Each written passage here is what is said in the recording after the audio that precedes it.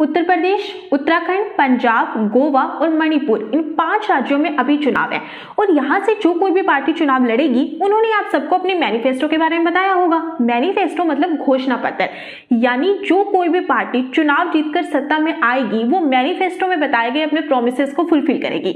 इसे मैं आपको एक एग्जाम्पल से समझाती हूँ ताकि आप इसे और बेहतर तरीके से समझ पाए। मान लेते हैं कि उत्तर प्रदेश से एक्स और वाई दो पार्टीज ने अपने कैंडिडेट चुनाव में उतारे हैं। अब मैं और आप लोग यानी जनता किसी भी कैंडिडेट को वोट देने से पहले उस पार्टी के मैनिफेस्टो को देखेंगी, यानी कि उन्होंने आईटी सेक्टर में, महिलाओं के लिए, रोजगार फील्ड में, ईटीसी में क्या क्या प्रोमिसेस किए हैं और इसके अलावा उस कैंडिडेट का पास्ट रिकॉर्ड, उसकी छवि कैसी है, उसका कोई क्रिमिनल रिकॉर्ड तो नहीं है, ये सब देखकर वोट करेंगे। अब मान लेते हैं कि वाई पार्टी चुनाव जीतकर सत्ता में आ जाती है और अपने मैनिफेस्टो में बताए गए प्रोमिसेस को फुलफिल नहीं करती है, तो अब हम क्या करें?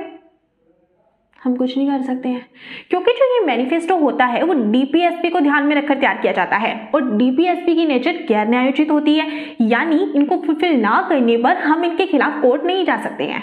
वहीं 2018 में छत्तीसगढ़ में अजीत जोगी की सरकार ने अपने मैनिफेस्टो को स्टाम्प पेपर पे लिखाया था, यानी अब अगर अजीत जोगी की सरकार अपने मैनिफेस्टो में बताए गए प्रोमिसेस को फुलफिल नहीं करती है तो हम इनके खिलाफ कोर्ट जा सकते हैं। तो अगर हर पार्टी अपनी मैनिफेस्टो को यूं स्टाम्प पेपर पे लिखाए तो उस पार्टी पर भी अपने प्रोमिसेस को फुलफिल करने का प्रेशर रहेगा और दूसरा हमारे पास भी ये पावर होगी कि अगर वो अपने प्रोमिसेस को फुलफिल नहीं करते हैं तो हम उनके खिलाफ कोर्ट जा सकते हैं। इस पर आपकी क्या राय है, मुझे कमेंट करके जरूर बताएं। तो जिस डीपीएसपी के बेस पर यह मैनिफेस्टो तैयार किया जाता है, इस वीडियो में मैं आगे उसी में डिटेल में बात करूंगी। डीपीएसपी का मतलब होता है directive principles of state policy, यानी राज्य की नीति निदेशक तत्व। डीपीएसपी का उल्लेख हमारे कॉन्स्टिट्यूशन यानी संविधान के भाग 4 के आर्टिकल 36 से लेकर 51 में किया गया है। इसे हमने आयरलैंड के संविधान से लिया था और आयरलैंड ने इसे स्पेन के संविधान से लिया था। डीपीएसपी का मेन मोटो है आर्थिक और सामाजिक लोकतंत्र की स्थापना करना, यानी एक लोक कल्याणकारी राज्य के निर्माण करने से है। अब हम जानते हैं कि डीपीएसपी को किन की सिफारिश पर लाया गया था। संविधान सभा के एडवाइजर सर BN राव ने व्यक्तिगत अधिकारों को 2 श्रेणियों में डिवाइड किया, एक गैर न्यायोचित और एक न्यायोचित। न्यायोचित में फंडामेंटल राइट्स को रखा गया जिसका उल्लेख संविधान के भाग 3 में है और गैर न्यायोचित में डीपीएसपी को रखा गया जिसका उल्लेख संविधान के भाग 4 में है, जिसे प्रारूप समिति ने भी स्वीकार कर लिया था। बात हो कॉन्स्टिट्यूशन की और डॉक्टर BR अम्बेडकर का जिक्र ना हो, ऐसा होना तो पॉसिबल नहीं है। डॉक्टर BR अम्बेडकर ने डीपीएसपी के लिए कहा था कि कोई भी गवर्नमेंट डीपीएसपी को ध्यान में रखकर ही अपनी पॉलिसी बनाएगी। अगर गवर्नमेंट ऐसा नहीं करती है तो उन्हें चुनावी समय में वोटर्स के आंसर देने होंगे। अब हम बात करते हैं आर्टिकल 36 से लेके 51 की, यानी 36 से लेके 51 में क्या क्या लिखा हुआ है।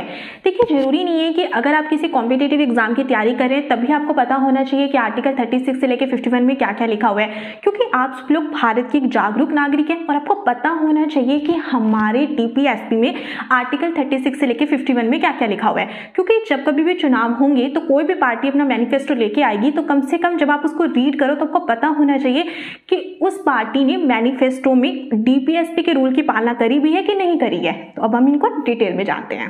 आर्टिकल 36 में राज्य की परिभाषा है। आर्टिकल 37 में कहा गया है डीपीएसपी गैर न्यायोचित है, राज्य नई नीतियों का निर्माण डीपीएसपी को ध्यान में रखते हुए करेगा। आर्टिकल 38 राज्य में जन कल्याण के लिए सामाजिक, आर्थिक और राजनीतिक न्याय को बढ़ावा देना। 44 कॉन्स्टिट्यूशन अमेंडमेंट 1978 यानी 44वां संविधान संशोधन 1978 के द्वारा एक और निदेशक तत्व को जोड़ा गया जिसमें कहा गया राज्य आय, प्रतिष्ठा, अवसर और सुविधा की असमानता को दूर करने का प्रयास करेगा। आर्टिकल 39 राज्य महिला एवं पुरुषों को रोजगार उपलब्ध करवाएगा। राज्य देश के भौतिक संसाधनों के स्वामित्व एवं नियंत्रण की ऐसी व्यवस्था करेगा जिससे अधिकतम लोगों का कल्याण हो सके। समान कार्य के लिए समान वेतन दिया जाएगा। राज्य इस बात की व्यवस्था करेगा कि कोई भी व्यक्ति ऐसा कार्य करने के लिए विवश ना हो जिससे उसके शारीरिक व मानसिक स्वास्थ्य पर प्रतिकूल प्रभाव पड़े। राज्य बच्चों को गरिमापूर्ण वातावरण उपलब्ध करवाएगा ताकि उनका सर्वांगीण विकास हो सके। 42वें संविधान संशोधन 1976 के द्वारा 39A को जोड़ा गया। राज्य नागरिकों को सम्मान एवं निःशुल्क विधिक सहायता उपलब्ध करवाएगा। आर्टिकल 40 राज्य ग्राम पंचायतों का गठन करेगा। आर्टिकल 41 राज्य कुछ मामलों जिसमें बेरोजगारी, बुढ़ापा, निःशक्तता और बीमारी में काम, शिक्षा और लोक सहायता उपलब्ध कराएगा। आर्टिकल 42 न्यायोचित मानवीय कार्य दशाओं तथा मातृत्व सहायता के लिए प्रावधान। आर्टिकल 43 राज्य कर्मचारियों को निर्वाह वेतन और लघु कुटीर उद्योगों की स्थापना करेगा। आर्टिकल 43 में 43A जोड़ा गया, जो कि 42वें संविधान संशोधन 1976 के द्वारा जोड़ा गया था। इसमें कहा गया कि उद्योगों के प्रबंधन में कर्मचारियों को सहभागिता दी जाए। राज्य सहकारी समितियों का गठन करेगा एवं उन्हें बढ़ावा देगा।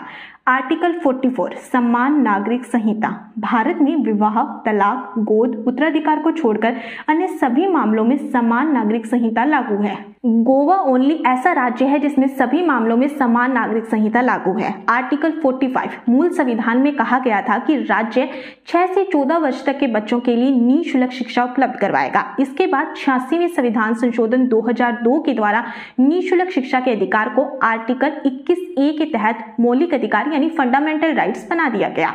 एट प्रेजेंट आर्टिकल 45 में है कि राज्य 6 वर्ष से कम आयु के बच्चों के लिए पूर्व प्राथमिक शिक्षा उपलब्ध करवाएगा। अनुसूचित जनजाति समाज के दुर्बल वर्गों के शिक्षा, लोक सहायता और उनके आर्थिक हितों को बढ़ावा देगा और सामाजिक अन्याय से भी उनकी रक्षा करेगा। आर्टिकल 47 राज्य नागरिकों के पोषाहार, लोक स्वास्थ्य एवं जीवन स्तर को उच्च बनाएगा। राज्य मदिरा एवं अन्य नशीले पदार्थों पर रोक लगाएगा। आर्टिकल 48 राज्य गो हत्या एवं अन्य दुधारू पशुओं एवं बछड़ों के वध पर रोक लगाएगा। राज्य कृषि एवं पशुपालन में उन्नत एवं वैज्ञानिक दृष्टिकोण अपनाने की सलाह देगा। 48A जो कि 42वें संविधान संशोधन 1976 के द्वारा जोड़ा गया, राज्य पर्यावरण, वन एवं वन्य जीवों की रक्षा एवं इनका संवर्धन करेगा। स्मारकों तथा राष्ट्रीय महत्व के स्थानों एवं वस्तुओं का संरक्षण। आर्टिकल 50 कार्यपालिका एवं न्यायपालिका पृथक पृथक कार्य करेगी। आर्टिकल 51 अंतर्राष्ट्रीय शांति एवं सुरक्षा को प्रोत्साहन। जहां कुछ लोग डीपीएसपी की आलोचना करते हैं तो कुछ लोग डीपीएसपी को सही भी मानते हैं। मैं यहाँ पर कुछ विशेषज्ञों की राय बता रही हूँ जिनकी डीपीएसपी को लेकर उनकी क्या क्या ओपिनियन है। केटी शाह कहते हैं कि डीपीएसपी बैंक के उस चेक के समान है जिसका भुगतान बैंक की इच्छा पर छोड़ दिया गया है। टीटी कृष्णचारी डीपीएसपी भावनाओं का एक स्थायी कूड़ा घर है। एमसी छागला ने कहा कि यदि डीपीएसपी का पूरी तरह से पालन किया जाए तो हमारा देश पृथ्वी पर स्वर्ग की भांति लगने लगेगा। आपकी डीपीएसपी पर क्या राय है मुझे कमेंट करके जरूर बताएं। और अगर आपको मेरी वीडियो अच्छी लगी है तो मेरी वीडियो को लाइक और शेयर कर दीजिए और मेरे चैनल को भी सब्सक्राइब कर दीजिए। फिर मिलेंगे एक नई वीडियो के साथ में, तब तक के लिए धन्यवाद।